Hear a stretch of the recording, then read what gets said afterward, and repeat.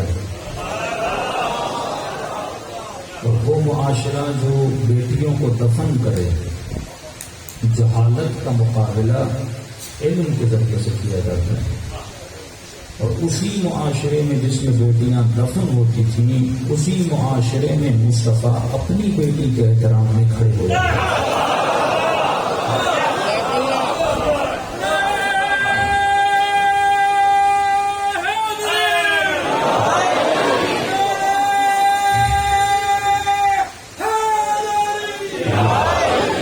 اسے کہتے ہیں تمام تر مضبوطی سے کسی جاہلیت کے عمل کا مقابلہ کرنا، کہ جو معاشرہ بیٹیوں کو دفن کرے، اسی معاشرے میں رسول اپنی بیٹی کے احترام میں کھڑے ہو جاتے تھے۔ وہ عرب کا معاشرہ جو مکے کی گلیوں کا نجس پانی پیتا، ان کو نبی نے بتایا کہ پاکیزگی کیا ہوتی ہے، طہارت کیا ہوتی ہے۔ وہ عرب کا معاشرہ جو برہنہ حالت میں کعبے کا طواف کرتا، اسے نبی نے بتایا کہ غیرت کیا ہوتی ہے، لباس کیا ہوتا ہے، عفت کیا ہوتی ہے۔ وہ عرب کا معاشرہ جو ایک اونٹ کی خاطر 70 سال جنگیں لڑتا تھا، نبی نے انہیں شعور دیا کہ اونٹ اونٹ ہوتا ہے، انسان انسان ہوتا ہے۔ قیمت انسان کیا ہے، ارزش انسان کیا ہے، کہ ان کو ادراک نہیں تھا کہ مصطفیٰ نے آ کر بتایا۔ وہ عرب کا معاشرہ جو اپنی جبینوں کو بتوں کے سامنے جھکاتا تھا، اس معاشرے کو بتایا کہ تیری جبی کی قیمت بہت ہے، تیری جبی کی ارزش بہت ہے۔ یہ جبینیں ہر ایرے غیرے کے سامنے نہیں جھکائی جاتی، بلکہ رب العالمین کے سامنے جھکائی جاتی، جنہیں شرک اور بت پرستی سے آزاد کر کے وحدہ لا شریک کی عبادت میں لا کے جھکا دیا۔ عرب کا معاشرہ جو مہینے مہینے نہاتا نہیں تھا، انہیں دن میں 5 مرتبہ وضو کرنے پہ مجبور کیا، کبھی غسل جمعہ کروایا، کبھی غسل استغفار کروایا، مختلف غسلوں میں ڈال دیا، یعنی ان کو تمیز، ان کو حیا، ان کو عفت، ان کو صفائی کا درس دیا۔ جب اتنا کچھ نبی نے دے دیا تو سارے آراب نبی کے پاس آئے، کہنے لگے یا رسول اللہ، آپ کی محنتوں کا اجر ادا کرنا چاہتے ہیں۔ آپ نے ہمیں بتایا کہ بیٹی کیا ہوتی ہے، آپ نے ہمیں بتایا کہ حلال رشتہ کیا ہوتا ہے، حرام رشتہ کیا ہوتا ہے۔ عرب اپنی سوتیلی ماؤں سے اپنے باپوں کے مرنے کے بعد نکاح کیا کرتے تھے۔ نبی نے بتایا کہ حلال رشتہ کیا ہوتا ہے، حرام رشتہ کیا ہوتا ہے۔ ان تمام تر کثافتوں سے نکالنے کے بعد جب ان کو انسانیت کا درد دیا، اب آئے ہر جزاء الاحسان الا الاحسان، احسان کا بدلہ احسان سے چکایا جاتا ہے۔ یا رسول اللہ، آپ کے احسان کا بدلہ چکانا چاہتے ہیں، اچھا کیا دینے آئے ہو؟ میری محنتوں کے بدلے میں کوئی زر لے کر آیا، کوئی دولت لے کر آیا، کوئی جس کے پاس اونٹ تھے اونٹ لے کر آیا، جس کے پاس بکریاں تھیں بکریاں لے کر آیا۔ اے نبی، جو ہم سے مانگنا ہے مانگ لیجئے۔ وہ نبی جو اپنی مرضی سے کبھی بولتا نہیں تھا، انتظار وحی الہی میں ہے۔ آواز آئی، قل، کہہ دے میرے حبیب، لا اسألکم علیہ اجرا الا المودۃ فی القربى، مجھے محنتوں کا کوئی اجر نہیں چاہیے، بس ایک چیز چاہیے، اور وہ بھی یہ ہے کہ میری آل سے مودت کرتے رہنا۔ میں کہوں یا رسول اللہ، آپ بول دیتے میری آل سے محبت کرنا، لیکن یہ نہیں کہا محبت کرنا، بلکہ کہا میری آل سے مودت کرنا۔ عربی میں دونوں لفظ ہیں نا، من مات علی حب آل محمد مات شہیدہ، جو محمد و آل محمد کی محبت میں چلا جائے وہ شہید ہو کے چلا گیا۔ یا رسول اللہ، آپ بولتے محبت، لیکن محبت کا لفظ نہیں لایا، نبی نے مودت کا لفظ لایا، کیونکہ محبت کا درجہ نیچے ہے، محبت کا درجہ اوپر ہے۔ نبی نے محبت نہیں مانگی، نبی نے مودت مانگی کہ محبت کرنی ہے بیوی سے کر، محبت کرنی ہے بچوں سے کر۔ بندہ محبت وطن سے کرتا ہے، اپنی زبان سے کرتا ہے، اپنے زمین سے کرتا ہے، اپنے گاؤں سے کرتا ہے، اپنے وجود سے کرتا ہے، اپنے مال سے کرتا ہے، محبت اپنی گاڑی سے کرتا ہے، محبت اپنے کاروبار سے کرتا ہے۔ ورنہ میری آل سے محبت نہیں کرنی، مودت کرنی ہے۔ یا رسول اللہ، محبت اور مودت میں فرق کیا ہے؟ پر میں جہاں کا علاج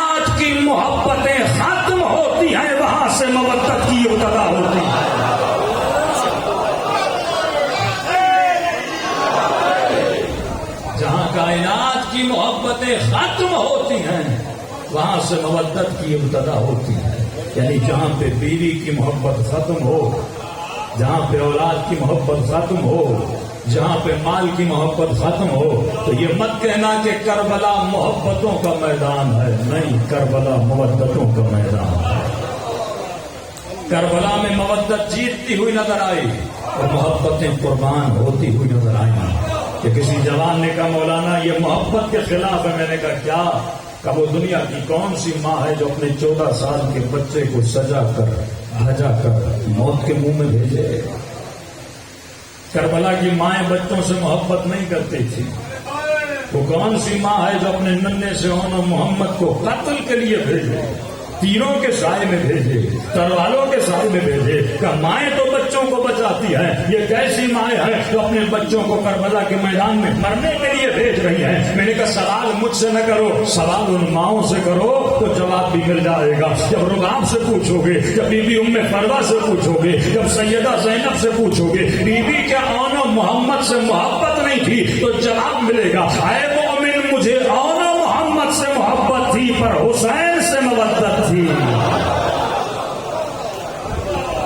تو محبت کرنا آسان ہے لیکن مودت کرنا مشکل ہے. میں نے ایک جملہ کہا تھا، میں نے کہا جن کے دلوں میں محبت تھی، اور سے سنیے گا، جن کے دلوں میں محبت تھی انہوں نے حسین کو خط لکھا تھا، اور جس کے دل میں مودت تھی اسے حسین نے خط لکھا تھا.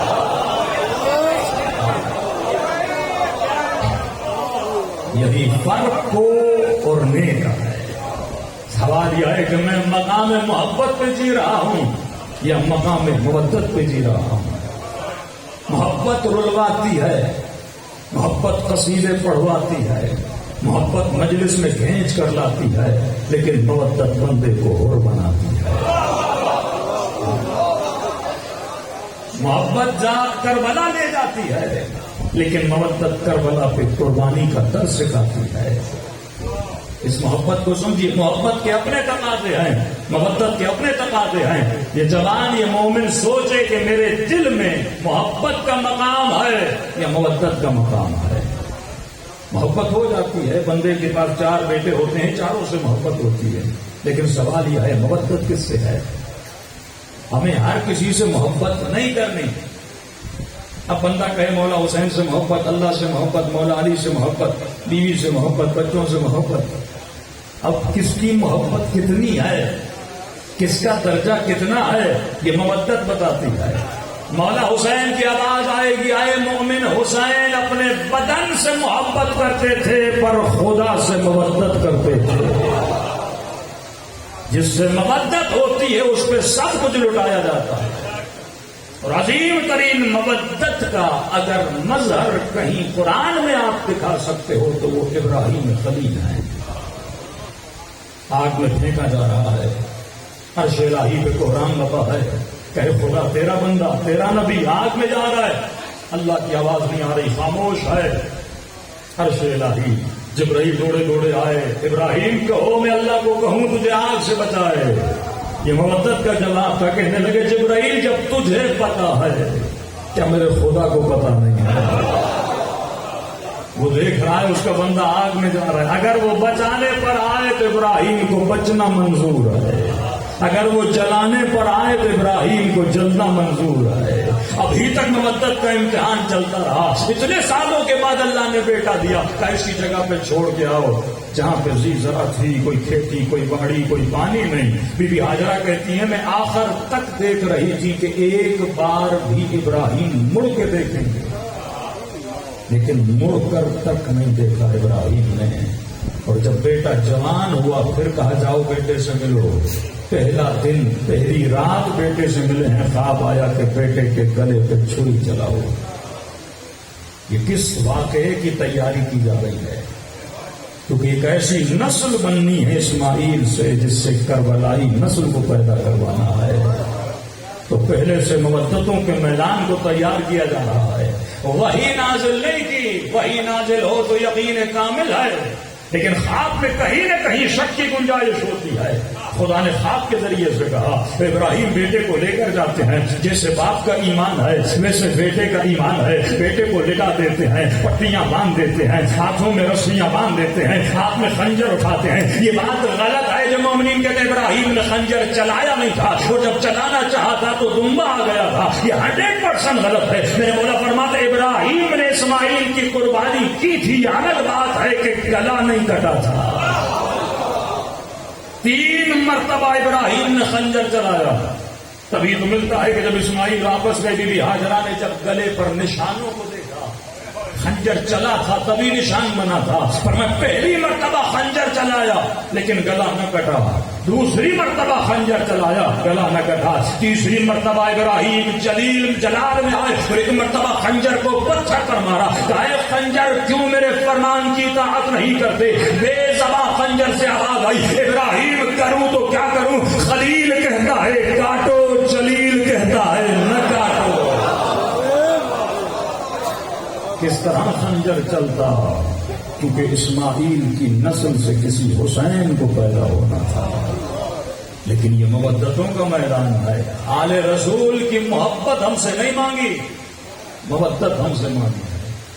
محبت تو آل رسول سے ہندو بھی کرتے ہیں, محبت تو مسیحی بھی کرتے ہیں. شیعہ کو مودت کرنی ہے. جار جرداق مسیحی ہے, کتاب لکھی مولا کی فضیلت میں. لوگوں نے پوچھا کہ تم نے موسیٰ اور عیسیٰ کی فضیلت میں کتاب کیوں نہیں لکھی؟ وہ تیرے نبی تھے. علی کی فضیلت میں کیوں لکھی؟ کہ میری زندگی کا مقصد تھا ایک ایسی کتاب لکھوں جس میں کائنات کے سارے فضائل پائے جائیں. جب کوئی فضائل کی تلاش میں نکلا تو سارے فضائل ذات علی ابن ابی طالب میں نظر آ گئے. یہ کتاب ہے دا لائف آف محمد. لکھنے والا مسلم نہیں ہے. کہتا جب میں نے مسلمانوں کے سارے بہادروں کو دیکھا, دیکھیے جہاں حسن جہاں کمال نظر آئے تو بندہ اس کمال کی تعریف کرتا ہے. مثلاً ایک پھول خوبصورت ہے تو ہر بندہ پھول کی تعریف کرے گا نا. اب ایک بندہ پھول کی تعریف نہ کرے تو عیب پھول میں ہے یا جو نہیں کر رہا اس میں ہے. بندے کو جب بخار ہو جائے نا تو نمکین کی نمکین نہیں لگتی. تو نمک میں مسئلہ نہیں ہے, مسئلہ بندے میں ہے, اسے بخار ہے. تو اگر کسی علی اچھا نہیں لگ رہا تو مسئلہ علی میں نہیں ہے, بخار ہے, اسے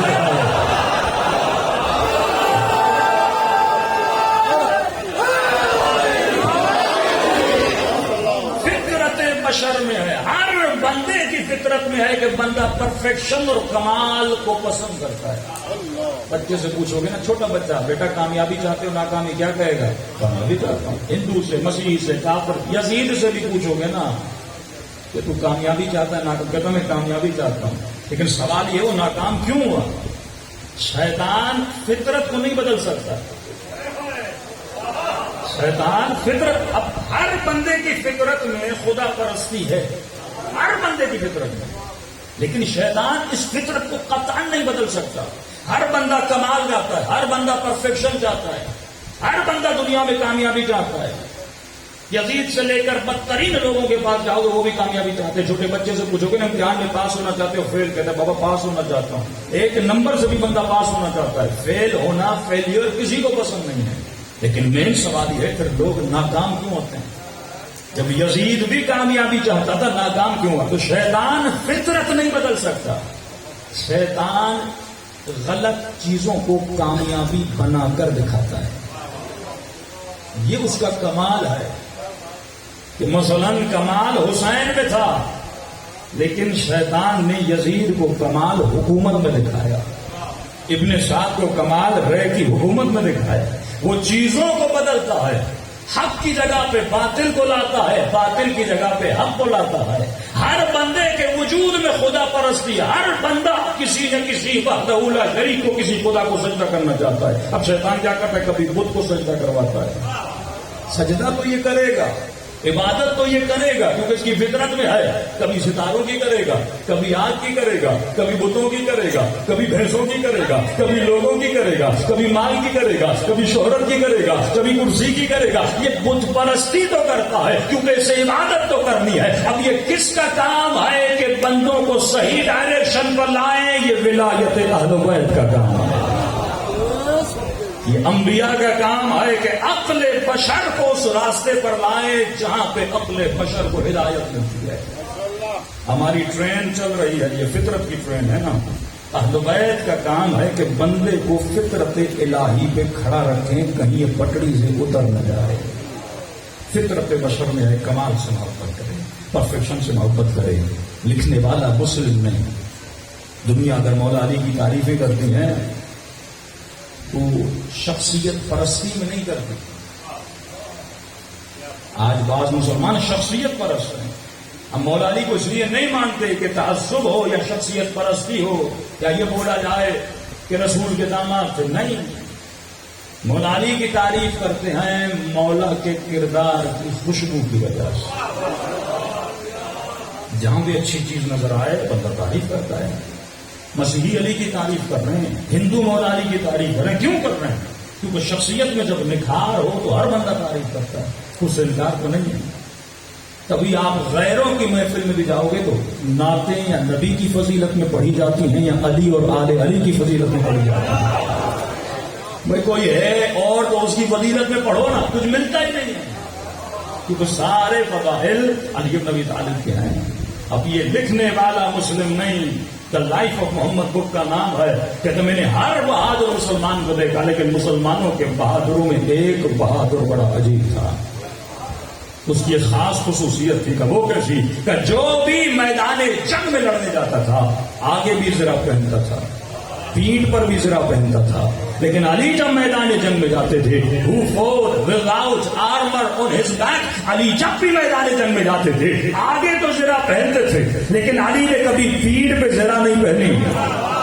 اور جب علی سے پوچھا جاتا تھا یا علی سارے جنگ جو آگے بھی زرہ پہنے پیٹھ پر بھی زرہ پہنے، آپ پیٹھ پہ زرہ کیوں نہیں پہنتے؟ تو مولا نے جواب دیا فرمایا میں آگے زرہ اس لیے پہنتا ہوں کیونکہ حملہ کرنا ہوتا ہے تاکہ آنے والا تیر زرہ پہ رک جائے. لیکن علی نے کبھی پیٹھ پہ زرہ نہیں پہنی کیونکہ ابو طالب کے بیٹے کو پیٹھ پہ زرہ پہننے کی عادت نہیں ہے، کیونکہ علی میدان جنگ میں لڑنے کے ارادے سے جاتا ہے، بھاگنے کے ارادے سے نہیں جاتا.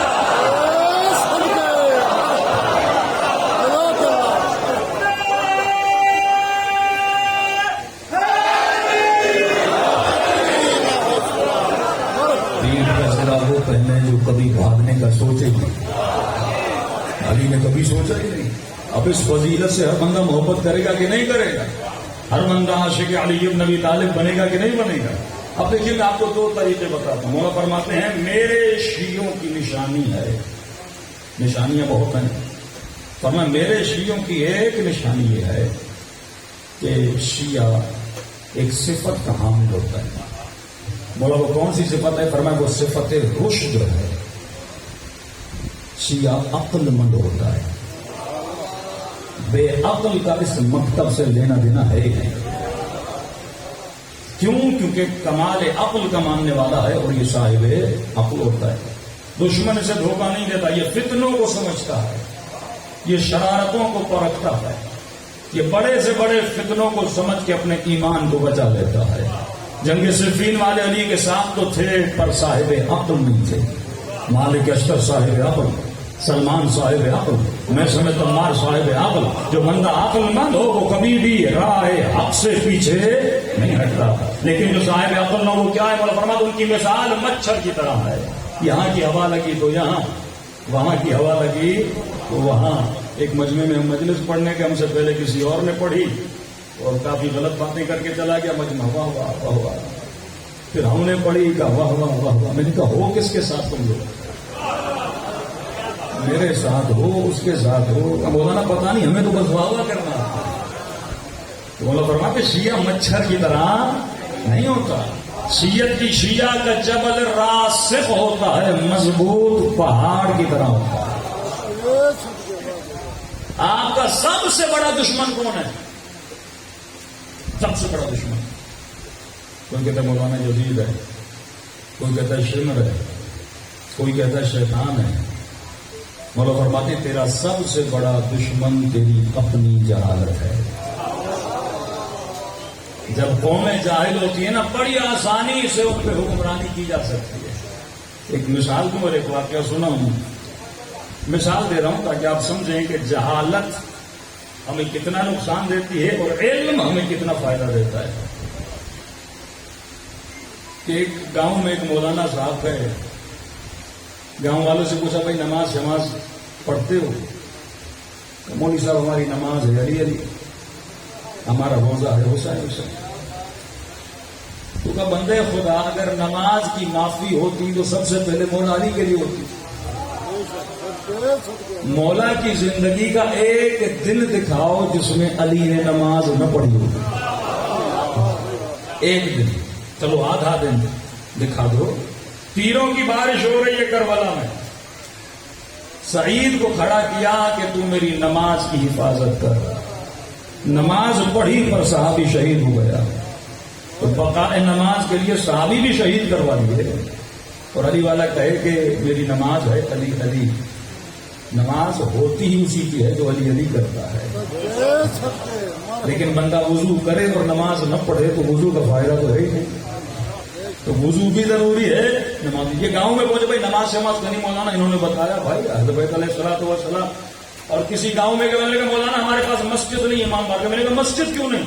کہ نہیں، ہمیں بولا گیا ہے کہ مسجد جو ہے وہ علی کا مقتل ہے، لہٰذا ہم مسجد نہیں بناتے، مولا کا مقتل بنا ہے. میں نے کہا اگر ایسا ہے تو آج کے بعد کربلا بھی نہ جایا کرو، کربلا بھی حسین کا مقتل ہے. یہ تو فخر اہل بیت ہے کہ ولادت بھی اللہ کے گھر میں، شہادت بھی اللہ کے گھر میں. تو بھی مسجد میں جا، کتنے شیعہ مسجدوں میں شہید ہو گئے. یہ سنت علی بن ابی طالب ہے کہ ہر خوف کے ہوتے ہوئے نہ جلوس کو چھوڑا جائے نہ مسجد کو چھوڑا جائے. انہوں نے لوگوں کو شعور دیا، لوگ سیکھ گئے. ٹھیک ہے مولانا، اب آپ نے بتایا ہے، آج تک کسی نے بتایا نہیں، تو ہم نماز پڑھنا چاہتے ہیں. تو وضو آتا ہے؟ تو مولانا صاحب وضو بھی نہیں آتا. کہ چلو آپ اب گاؤں میں 400 لوگ 500 لوگ کسے کسے سکھاتے لے جاتے. تو مولانا نے کوئی نہر شہر ہے تمہارے گاؤں میں، ساتھ چلو میں وضو کروں، سارے دیکھ کے مجھے وضو کرو. کہ ٹھیک ہے مولانا. نہر کے کنارے لے آئے. مولانا نے کلی کی، سب نے کلی کی، ناک میں پانی ڈالا، ناک میں پانی ڈالا، چہرہ دھویا، دایاں بایاں بازو دھویا، سر کا مسح کیا. اب ظاہر اتنے لوگ وضو کر رہے تھے، گاؤں نہر کیچڑ. جب مولوی صاحب پاؤں کا مسح کرنا چاہتے تھے تو بیچارے کا پاؤں پھسل گیا اور سیدھا مولوی نہر میں. قوم تھی جاہل، قوم کو کیا پتا کہ وضو کیا ہوتا ہے. انہوں نے سمجھا یہ لاسٹ پارٹ بھی وضو کا حصہ ہے. تو سارے لوگ نہر کے اندر بجائے مولوی کو نکالتے خود اندر چلے گئے. تو جب جاہل قوم کا لیڈر پھسلتا ہے تو پوری قوم پھسل جاتی ہے.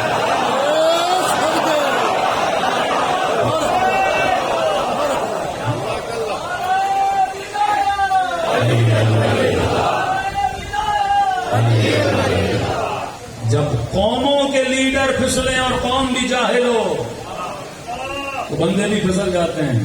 لیکن اگر پورے مجمع میں سے کسی کو وضو آتا، خود بھی وضو صحیح کرتا، مولوی صاحب کو بھی نکال لیتا ہے. تو سب سے زیادہ نقصان تب ہوتا ہے جب مجھے پتا ہو مجمع جاہل ہے تو میں جو پڑھوں گا مجمع مانے گا. لیکن اگر مجھے پتا چل جائے میں مولویوں کے بیچ میں پڑھ رہا ہوں، مفتیوں کے بیچ میں پڑھ رہا ہوں، تو بندہ محتاط ہو جائے گا. روایت بھی صحیح پڑھنی ہے، حدیث بھی صحیح پڑھنی. ایک اور مثال دے کے ثابت کر دوں. مثال کے طور پہ اس مجمع میں سے کسی کو پتا ہے کہ ایران کا بادشاہ تھا شاہ عباس، اس کی قبر کہاں ہے؟ کسی کو پتا ہے؟ نہیں پتا. مطلب اس مسئلے میں آپ لوگ جاہل ہیں، آپ کو اس چیز کا علم نہیں. اب مجھے پتا چل گیا کہ آپ کو پتا نہیں. اگر میں آپ سب کو بولوں مثال کے طور پہ کہ شاہ عباس کی قبر جو ہے ایران کا ایک شہر ہے مثلا خوزستان، اس کے اندر ہے، تو آپ کہو گے ٹھیک ہے مولانا صاحب صحیح کہہ رہے ہیں. اور آپ باہر جاؤ گے بھائی مولوی نے بولا جو شاہ عباس اس کی قبر خوزستان میں فلاں بند رہے گا، نہیں وہاں تو نہیں. آپ نے مولوی صاحب نے کہا ہے، آپ بڑے آسانی سے مان کے چلے جاؤ گے.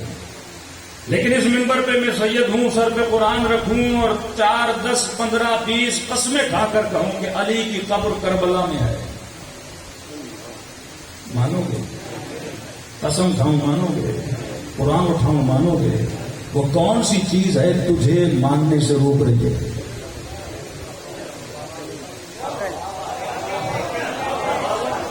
قسم بھی کھا لو نہیں مانو گے، کیونکہ علم ہے، علم تجھے ماننے سے روک رہا ہے۔ ابو ذر کو بڑا مجبور کیا گیا، پر علی کے علاوہ کسی کو امام مانا ہی نہیں،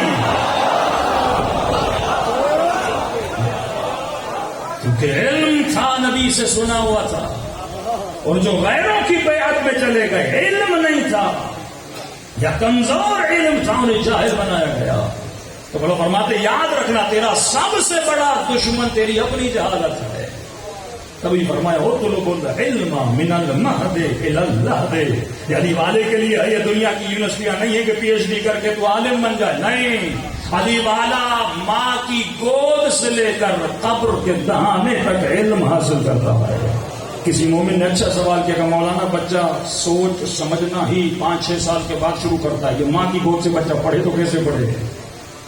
میں نے کہا کلام الامام امام الکلام ہوتا ہے، امام نے اگر کچھ کہا ہے تو اچھی بات ہے، سوچ غور و فکر کر۔ کہ مولانا وہ کیسے؟ میں نے کہا غور کر، امام نے گود کی طرف اشارہ کیا، بچے کی طرف اشارہ نہیں کیا، گہوارے کی طرف اشارہ کیا، بچے کی طرف اشارہ، گہوارے سے علم حاصل کر۔ گہوارہ ہے ماں کی گود، مطلب یہ جوان جب شادی کرنے جائے تو یہ سوچ نہ رکھ کے جائے کہ بیوی ڈھونڈنے جا رہا ہوں، یہ سوچ رکھ کے جائے کہ اپنے بچے کی ماں کو ڈھونڈنے جا رہا ہوں۔ عقیل میرے لیے ایسی خاتون کو تلاش کر، کیونکہ مجھے عباس چاہیے۔ تو عباس بنا ام البنین کی گود کی وجہ سے۔ جب مائیں کی گودیں ایسی ہوتی ہیں تو عباس جیسے بچے پیدا ہوتے ہیں۔ تو اہل بیت نے جو تربیت کا مقصد اور ہدف بتایا، یہ نہیں کہ بچہ بڑا ہو جائے تو پھر نہیں، بچپن سے پورے عالم اسلام میں شیعت پر الزام لگتا تھا کہ شیعوں کے پاس کوئی حافظ نہیں، ان کو جناب عمر کی بد دعا ہے، ان میں حافظ نہیں ہوتی ہے۔ میں نے کہا پہلے دعا لگے تو پھر بد دعا لگے، ان میں حافظ نہیں ہوتے۔ پورے عالم اسلام کی تاریخ بتا رہا ہوں، پورے عالم اسلام کی تاریخ بتا رہا ہوں۔ آج تک 4 سال کا حافظ کسی مسلمان کی قوم میں نہیں بنا۔ پھر وہی کہتا ہوں، ایک ہے محب شیعہ، ایک ہے مودت رکھنے والا، محبت کرنے والا صرف نعرہ مارنا جانتا ہے، مودت کرنے والا نعرہ بھی مارتا ہے اور علی کا دفاع عمل سے کرتا ہے۔ دنیا یہ بولے نا شیعہ نماز نہیں پڑھتے، اس کا جواب یہ نہیں کہ بھائی میں نماز نہیں پڑھتا، تو جانے تیرا کام جانے، تو جانے تیرا عقیدہ جانے، نہیں، وہ ثابت کر کے بتاتا ہے جتنے نمازی ہم ہیں تو بھی نہیں ہیں۔ بولو فرماتے میرے شیعوں کی نشانی دن میں 51 رکعت نماز پڑھتے ہیں۔ دنیا یہ بولے کہ شیعوں میں حافظ نہیں ہوتے، میں کم از کم اپنے ایک بچے کو حافظ کر کے ثابت تو کروں نا کہ شیعوں میں حافظ ہوتے ہیں۔ کس طرح اس بات میں مذہب ہوگا؟ عمل کے ذریعے سے، باتوں کے ذریعے سے نہیں ہوگا۔ ہمیشہ ایک جملہ کہتا ہوں، کہاں یا علی کہنا اور کہاں علی کے ساتھ رہنا۔ یا علی کہنا آسان ہے، پر علی کے ساتھ رہ کر زندگی گزارنا بڑا مشکل ہے، اس کے لیے حبیب بننا پڑتا ہے، میں سمجھتا مار بننا پڑتا ہے۔ تو اس سید نے، ایران کے سید نے ثابت کیا 4 سال کے بچے کو حافظ بناتا ہے۔ اور دیکھیے اس بات تشیع کے لیے یہ نہیں کہ حافظ بنا کے وہ ایران میں گھماتا رہے، نہیں، جنہوں نے الزام لگایا، جو فیکٹری یزید بناتی ہے اسی فیکٹری میں بچے کو لے گئے کہ آؤ جتنے تیرے یزیدی ہیں لاؤ۔ تو میرے 4 سال کے بچے سے جو سوال کرنا، ویڈیو آج بھی نیٹ پر موجود ہے، بچے سے سوال عربی میں کیا جاتا تھا، یہ جواب قرآن کی آیت سے دیتا تھا۔ جب پوچھتے تھے کھانے میں کیا پسند ہے، آیت پڑھتا تھا۔ جب پوچھتے تھے گھومنا کہاں جاؤ گے، آیت پڑھتا تھا۔ فرماتے ہیں اس 4 سال کے بچے نے ثابت کیا کہ مکتب تشیع میں حافظ ہوتے ہیں، اور اس بچے نے بڑے ہو کر ادارہ بنایا، ہر سال 4000 کے قریب حافظ بناتا ہے۔ دنیا کے منہ کو بند کیا کہ جتنے حافظ اس وقت عالم تشیع میں شیعوں کے پاس ہیں کسی کے پاس موجود نہیں ہیں۔ اور جاتے جاتے اس کے والد کہتے ہیں عربوں نے اتنے کھلونے دیے اس بچے کو کہ ایک جہاز کھلونوں کا بنتا تھا۔ اس بچے نے کہا میں علی کا ماننے والا ہوں، مجھے کھلونوں سے کھیلنے کی عادت نہیں ہے۔ لیکن جب ماں سے پوچھا نا کہ یہ بچہ حافظ کیسے بنا، کہ یہ مولا کی حدیث ہے نا، اطلب العلم من المہد، مطلب گہوارے سے بھی بچے کو بہت کچھ سکھایا جاتا ہے. کہ ابھی یہ میری شکم میں تھا، 4 مہینے میں بچے میں روح پھونک دی جاتی ہے. بچہ آوازوں کو سنتا ہے کہ ہمیں صبح سے شام تک قرآن پڑھتی تھی تاکہ بچہ سنے. جب سو جاتی تھی تو کیسٹ پہ قرآن چلاتی تھی. اسی طرح 9 مہینے میں نے کئی مرتبہ قرآن پڑھا. جب بچہ پیدا ہوا پھر بھی قرآن چلا دیتی تھی. 4 سال تک پتہ نہیں کتنی مرتبہ اس نے قرآن سنا، میں نے سنایا. جب اس نے پہلی مرتبہ بولنا شروع کیا، میں نے سورہ حمد پڑھی، میں نے کہا الحمدللہ رب العالمین. بچے نے آگے خود پڑھا الرحمن الرحیم مالک یوم الدین ایاک نعبد و ایاک نستعین. یعنی اگر تربیت علی والی ہو تو بچپنے میں اپنے بچوں کو حافظ بھی بنا سکتے ہو، سلمان بھی بنا سکتے ہو.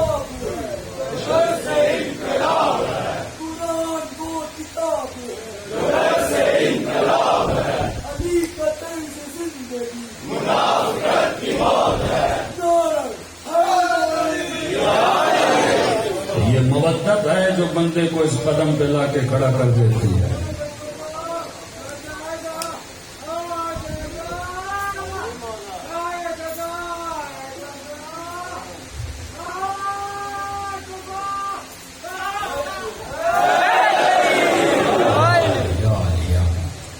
یہ مودت ہے جو بندے کو قربانی کا درس دیتی ہے. محبتیں درجہ ادنا ہے، مودت درجہ اولا ہے. مودت بندے کو اور بنا دیتی ہے، مودت بندے کو حسینی بناتی ہے، مودت بندے کو کربلا تک لے جاتی ہے، مودت بندے کو زہیر بناتی ہے، مودت بندے کو وہاب کربی بناتی ہے. مودت کا بڑا پاور ہے. آج پوری دنیا کا شیطان دجال وقت اگر کسی سے ڈرتا ہے تو شیعہ لیڈر سے ڈرتا ہے.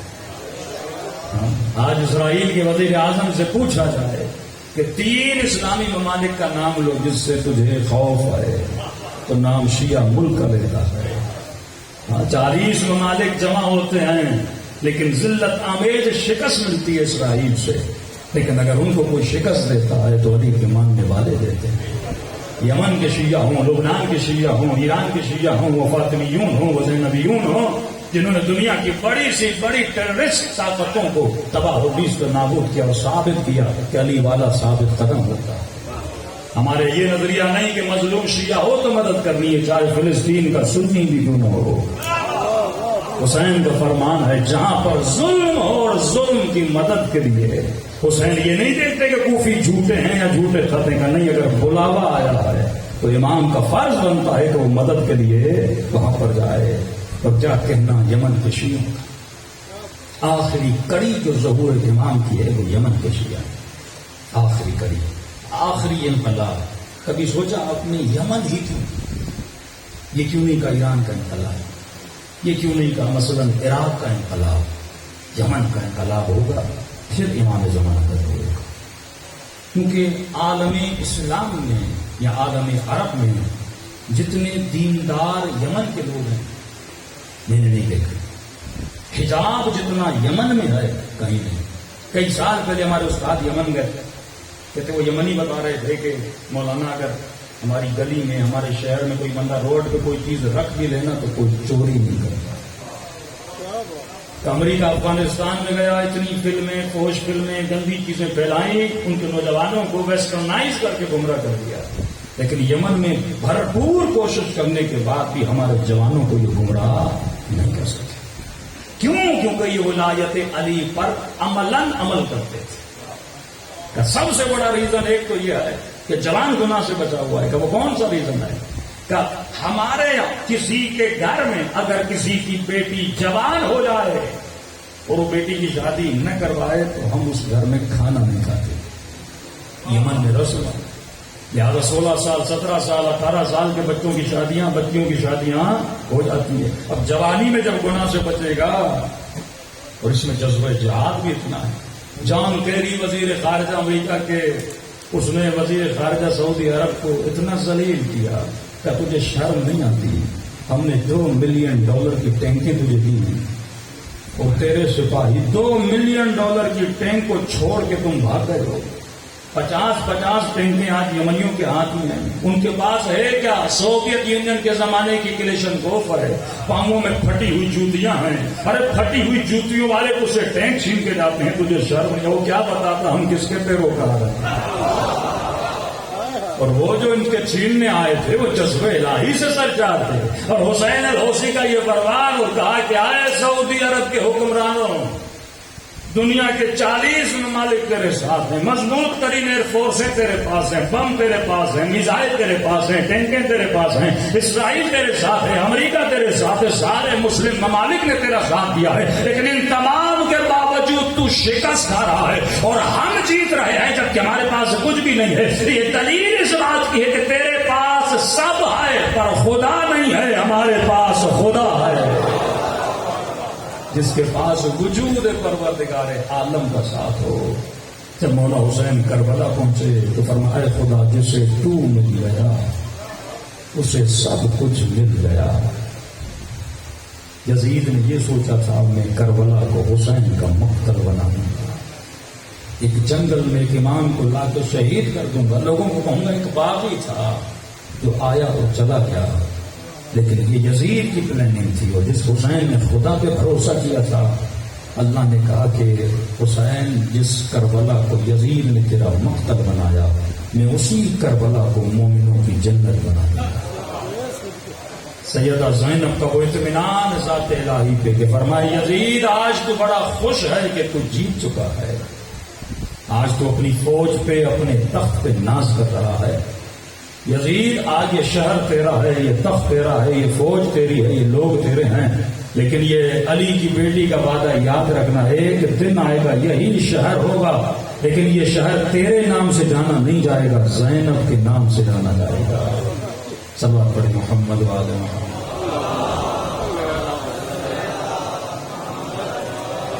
تو علی جو ہمیں محبتوں سے نکل کر مبدتوں کے میدان میں آنا ہے. مبدت بندگی سے قربانی مانگتی ہے. جب تک قربانی کا جذبہ نہیں تب تک بندے میں کچھ بھی نہیں. ایک واقع اور ربط مصیبت تاکہ ہمیں پتہ لگے کہ ہم کہاں پر کھڑے ہیں. نجف کا عالم تھا، ممبر پر گیا، لوگوں سے کہا کہ دعا کرو امام کا ضرور ہو جائے.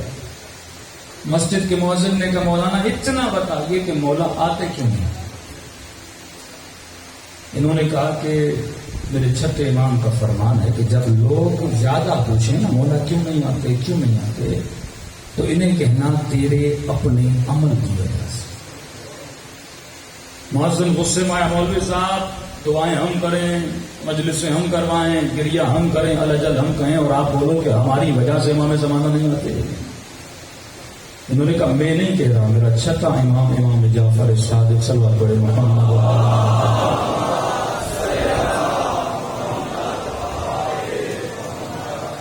میرے چھٹے امام امام جعفر صادق فرماتے ہیں جب لوگ یہ سوال کریں کہ امام زمانہ کیوں نہیں آتے، انہیں جواب دینا کہ تیرے اپنے عمل کی وجہ سے. دیکھیے دو طرح کے ظہور ہیں. ایک ظہور ظہور خاص ہے، ایک ظہور عام ہے. ظہور عام جب ہوگا تو ساری دنیا امام زمانہ کو دیکھے گی. لیکن ظہور خاص وہ ہے کہ انسان کچھ ایسا کرے کہ جس سے امام زمانہ کی زیارت ہو جائے.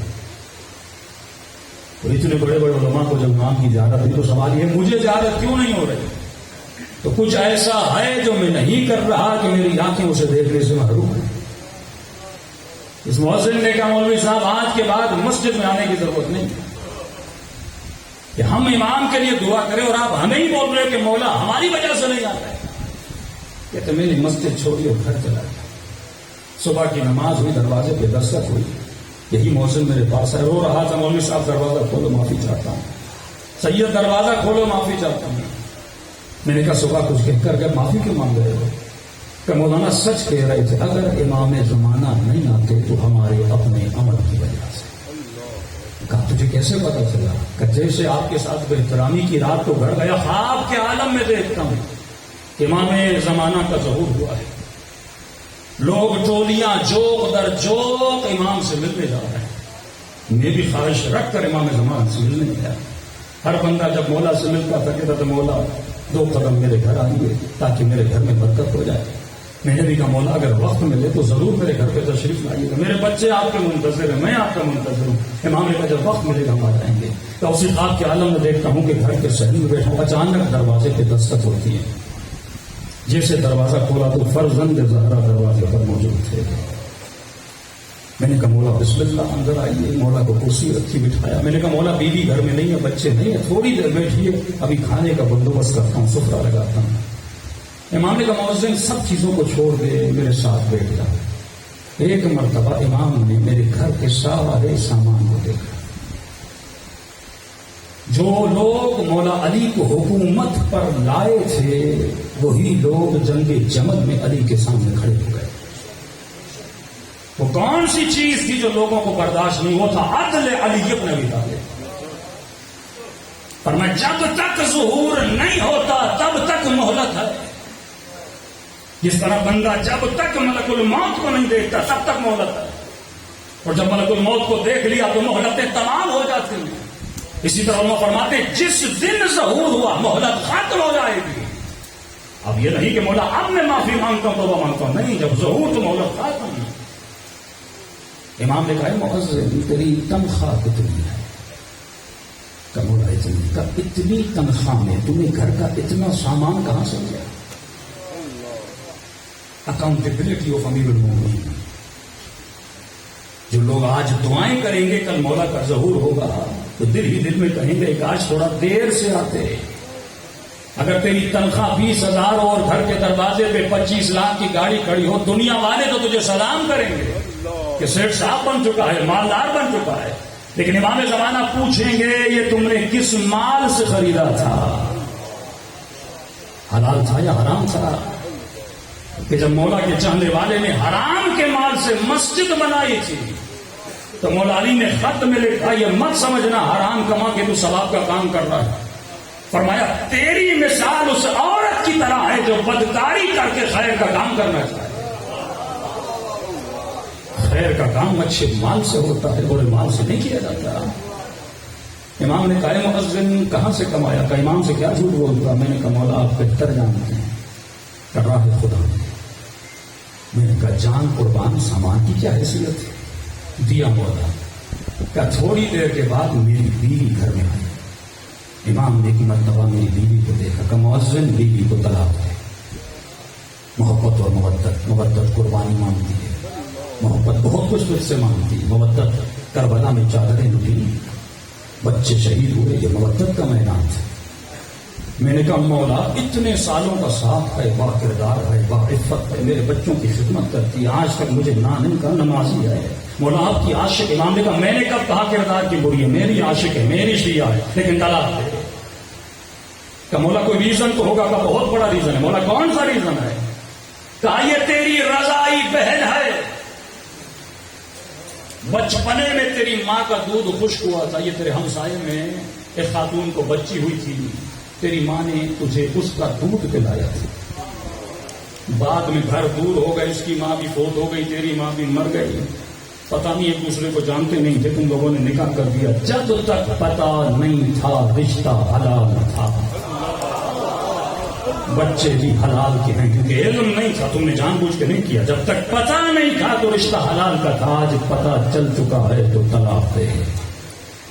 میں نے کہا جی ہوگا. کہ اتنے میں میرے 19 سال کا کڑیل جوان بیٹا آیا. امام نے کہا مؤذن یہ تربیت کی اپنے بچے کی, ابھی شراب بھی کرایا ہے, الیاذ باللہ بھی زنا محسنہ کر کے آیا ہے. لہذا میں تیرے بیٹے پر حد شرعی جاری کروں گا. کا سامان دیا, بیوی قربان کی, لیکن بچے قربان کرنا ہر کسی کے بس کی بات نہیں. ایک مرتبہ کھڑا ہو گیا. میں نے کہا کبھی کہتے ہو بیوی کو طلاق دو, کبھی کہتے ہو سامان دو, کبھی کہتے ہو بیٹے کو مارنا ہے. میں نے تو